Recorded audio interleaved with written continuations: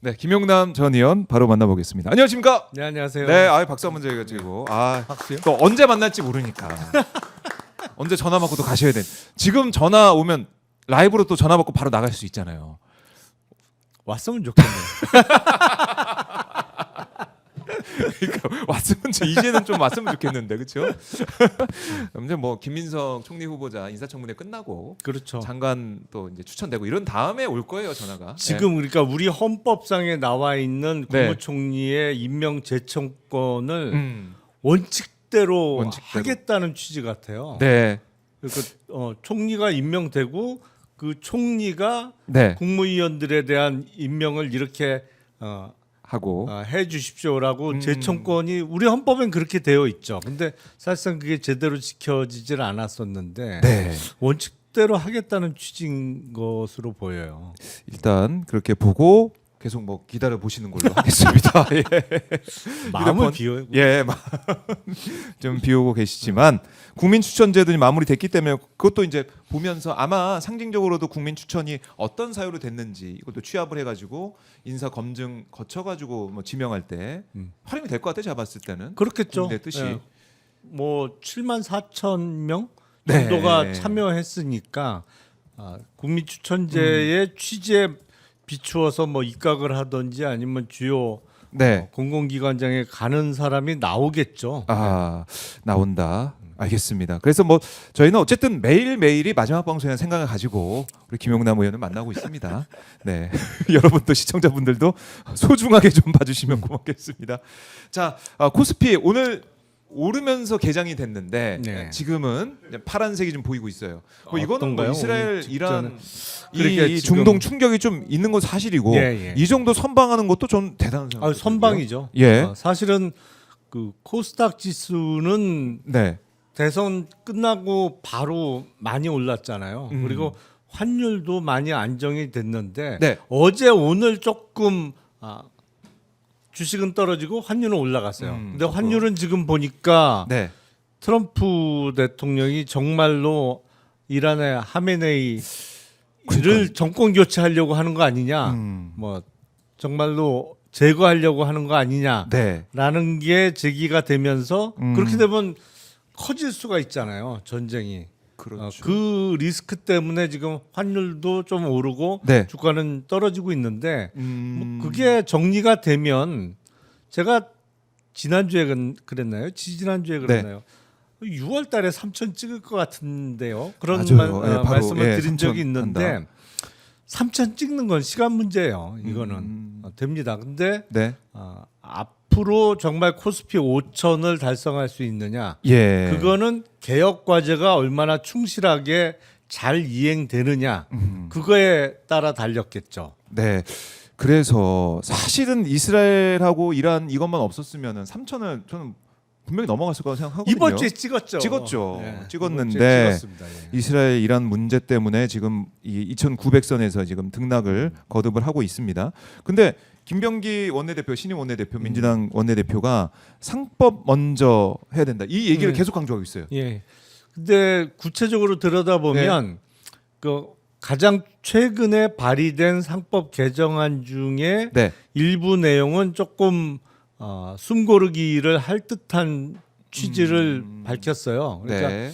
인터뷰 기사가 오늘 아침 뭐 일간신문에 났던데 네. 상법 개정안은 통과시키는데 이른바 3% 룰이라든지 아니면 자사주의 소각 의무화는 조금 시차를 두고 할 것 같은 태도를 보였어요. 네. 뭐 그거는 하기만 하면 뭐 그쪽 방향으로 간다고 되겠다. 되면 예, 한꺼번에 못 하더라도 한꺼번에 하면 더 좋긴 하겠습니다만 네. 전국적으로는 하겠다는 취지만 확실하다면 일단 상법의 다른 내용들은 이번에 통과를 시키고 네. 나머지는 조금 그 재개 쪽에 준비할 시간을 주고 순차적으로 통과시키면 될 텐데 네.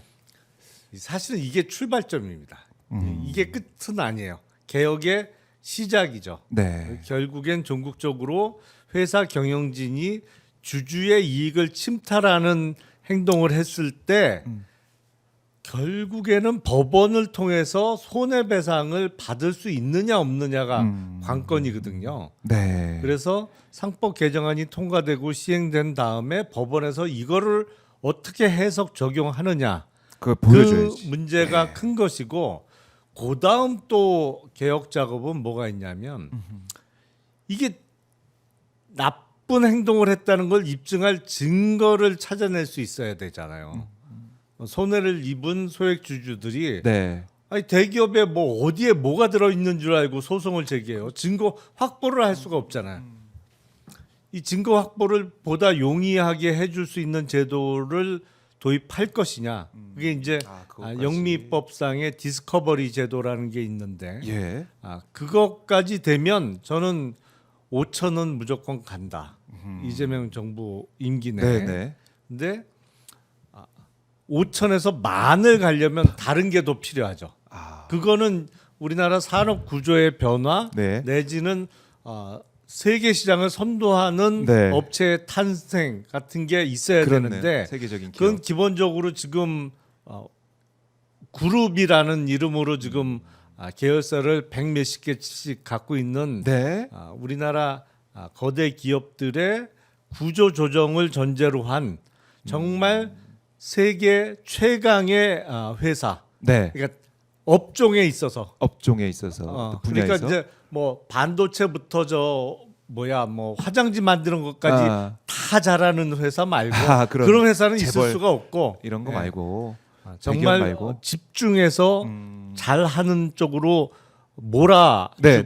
거기서 세계 1등, 뭐 예. 2등을 차지하는 회사가 탄생하게 되면 만 가는 거죠. 그때는. 만 간다. 네. 만 그럼 갈 수 있다. 희망을 가져도 됩니까? 아니 5천은 저는 5천은 간다. 이 입법적인 개혁 개혁- 작업으로 어, 5천은 그냥 간다고 5천은 간다. 봅니다. 5천은 기본이에요. 기본 5천은 기본. 아니 근데 물론 개혁 작업이 순차적으로 이행이 돼야죠. 예. 그렇죠. 언급하신 거 이행이 되면 5천은 기본 가고. 근데 워낙 저항이 세긴 해요. 그걸 넘어야 그 과정에서도. 이재명 대통령 또 민주당 넘을 수 있을 거라 저는 생각하고 네.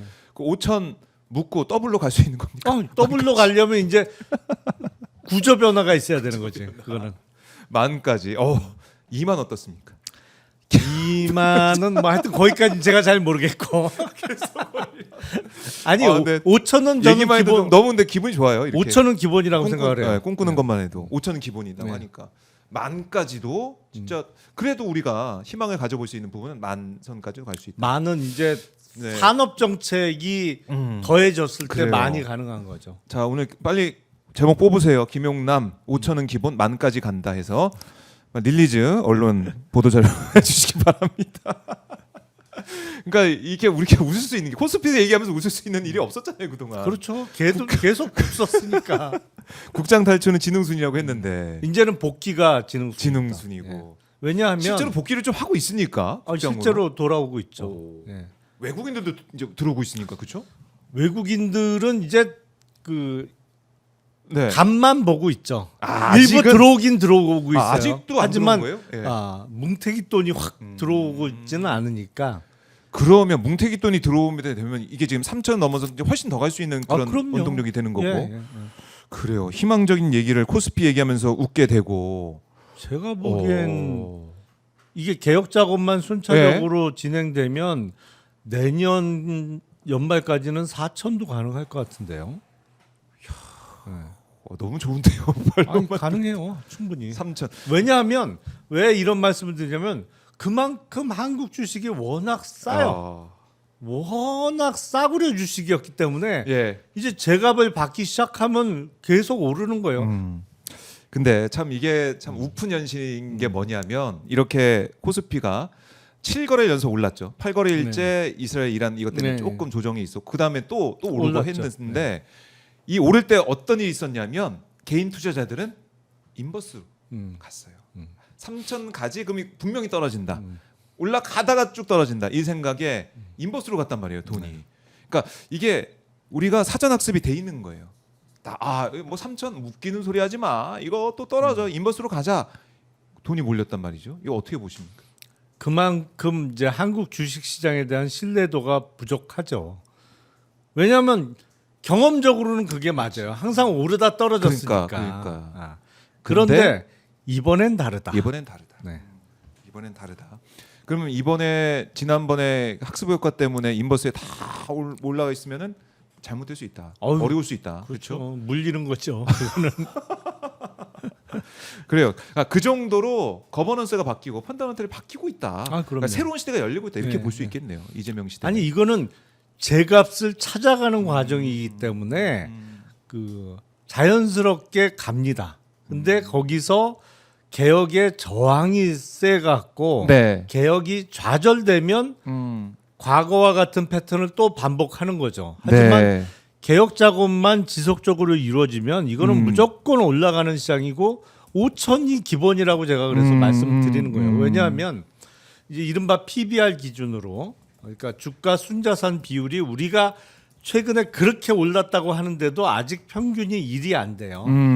그 얘기는 뭐냐면 청산하면 더 받는다는 얘기잖아요. 돈을 사업 다 때려치고 그냥 있는 자산 팔아서 나눠 가지면 지금 주가보다는 더 받는다는 얘기인데 네. 대만이 평균 PBR이 2가 넘습니다. 아 그래요. 그럼요. 거기 괜찮네요. 거기 네. 또 대만이 우리 2가 왜 넘어요.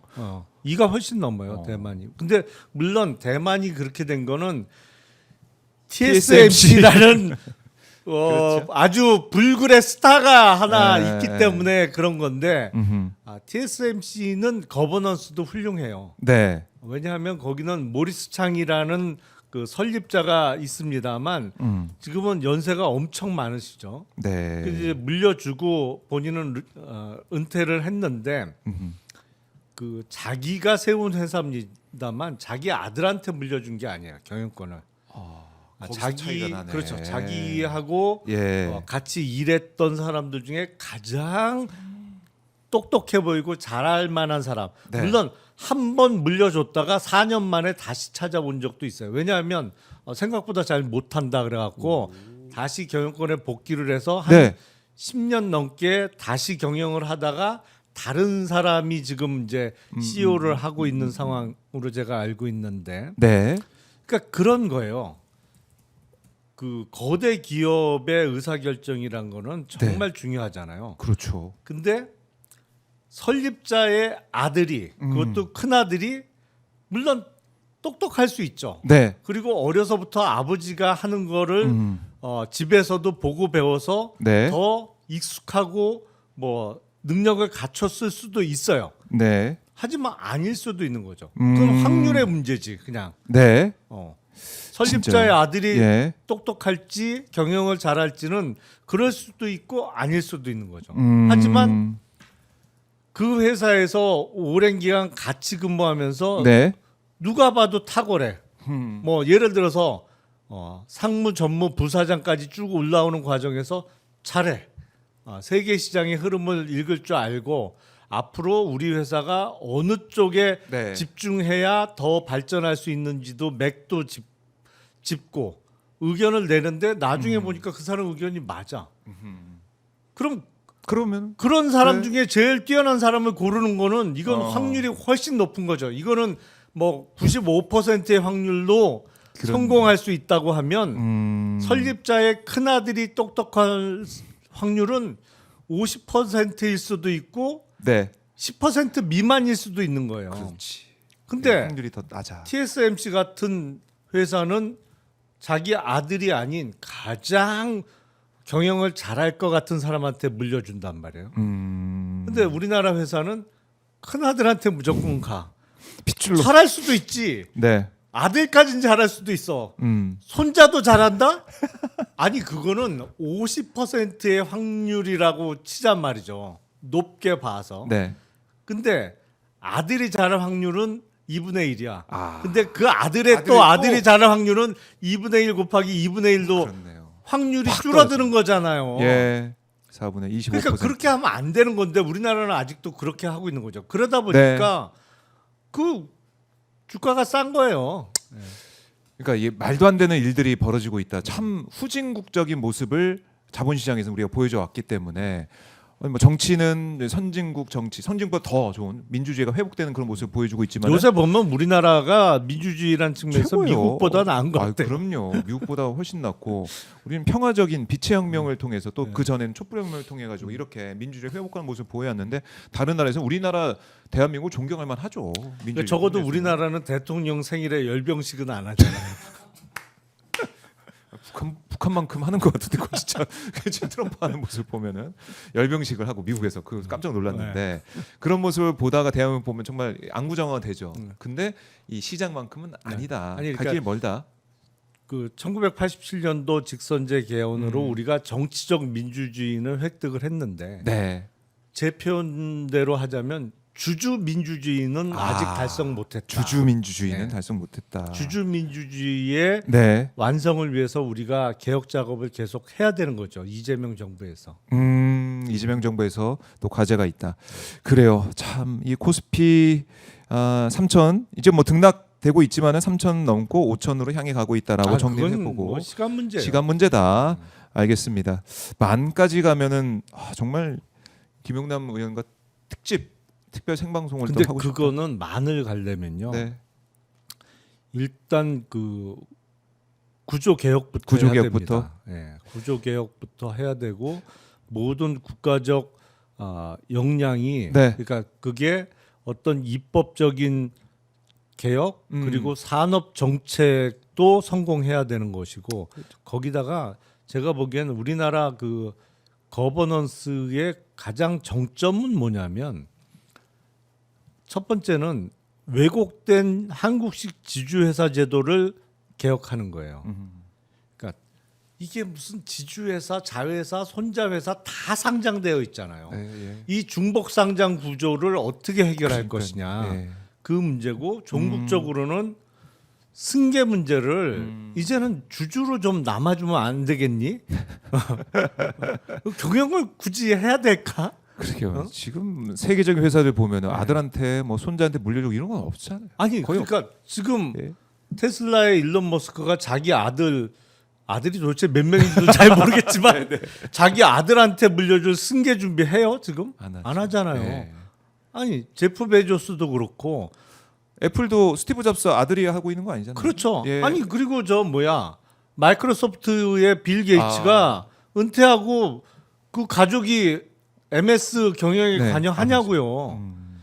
그러니까 네. 3조 달러를 가는 거예요 기업 아, 가치가 우리나라 그렇네. 돈으로 하면 4,500조 막 넘어가는 게 제일 잘하는 사람이 정말 치열한 경쟁 끝에 CEO가 되는 구조하고 네.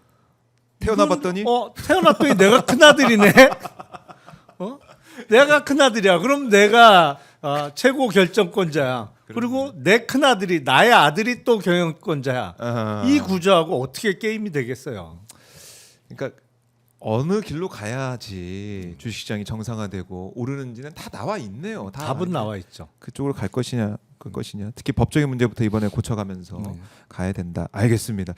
주식 얘기 좀 요즘에 코스피 얘기하면서 많은 분들이 좀 표정이 밝아지셔가지고 그래도 요새는 주식 얘기를 하면 네. 과거엔 어두웠는데 요새는 재밌잖아요. 즐겁잖아요. 일단. 즐거워요.